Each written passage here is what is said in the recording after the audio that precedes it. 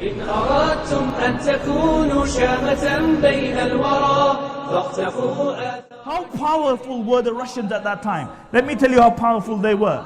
They had defeated the Persians, they had defeated the Turks, all the way up to China. They ruled.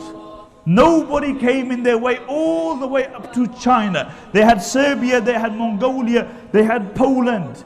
Even the British were concerned, because if they took the Caucasus, then they would be their neighbors in India. And then they were speaking about a crusade. The Russians were speaking about a crusade.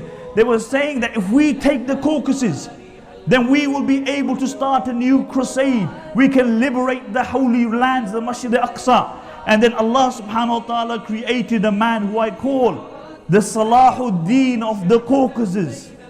Imam Shamil rahimahullah. For the next quarter of a century, Imam Shamil did not allow this superpower to move.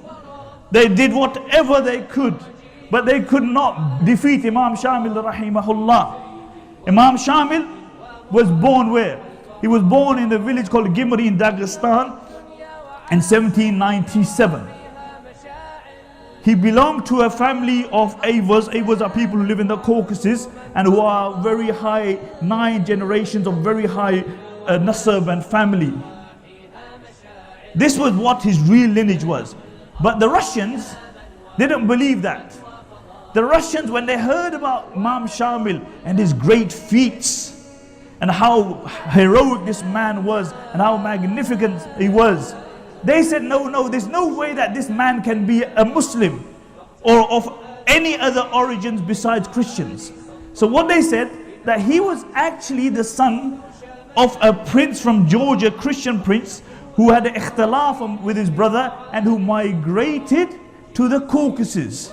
And then from there he migrated to Persia. And this was his son. Meaning that Imam Shamil was too good to be a Muslim. He was too good to be a Muslim. Imam Shamil rahimahullah, as a child, he would spend much of his time in the masjid. He would learn the Quran, the Sunnah. He was a man who did a lot of dhikr. He was actually a Sufi. He belonged to the Naqshbandiya Khalidiyya Tariqa. The Naqshbandiya Khalidiyya Tariqa, when it came into the Caucasus, there were many pagan habits in the Muslims, many bid'at. And it was the Naqshbandiya Khalidiyya Tariqa which actually expunged this. Physically, what was Imam Shamil like? Physically, Imam Shamil was actually a very weak young man. But academically, he was very good. And he was very pious to the degree that he would spend much of his time in the masjid. And his father actually used to drink. And this would eat up Imam Shamil rahimahullah. So one day, Imam Shamil took out his dagger and he said to his father, he said, Wallahi, I feel like killing myself when I see you drinking. And this had a deep impact on his father and he stopped drinking.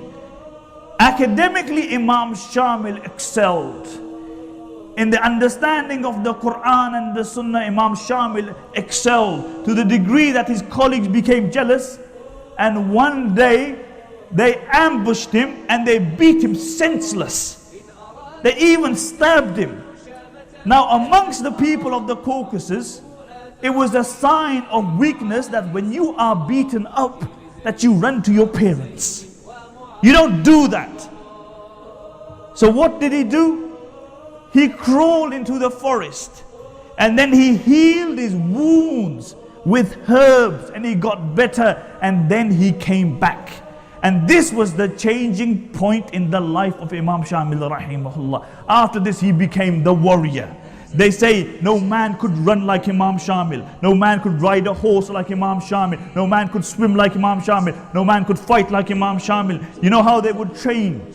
They would put a bullet on their tongue or a pebble on their tongue, and they would run for miles and miles. And if you panted and the bullet fell down, that meant that you were not fit enough today. You weren't fit enough yet. Imam Shamil rahimahullah, he could jump over a stream which was 27 feet. He could leap over the shoulder of a person. As far as strength, Imam Shamil was 6'3". They say that he could split the butt of a rifle with one strike. In one of the battles, one of the Cossack horsemen, Imam Shamil rahimullah, struck him with a sword from the head, and he literally split him into two, right down to his butt. Right down to his butt.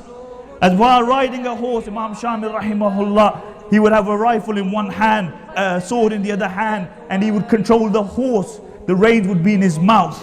And this is how he would control the horse. He could come down from the horse, come down to the belly, and come up from the other side. This is what these people were like. The London Times defined Imam Shamil as the greatest chieftain who ever lived. The Times 150 years ago wrote so many articles on Imam Shamil that the articles, the cuttings reached him in the mountains of the Caucasus. The mountains of the Caucasus. فاقتفوا آثار جيل للمعالي سطرا جيل زيد وأسيد ومعاذ والبراء.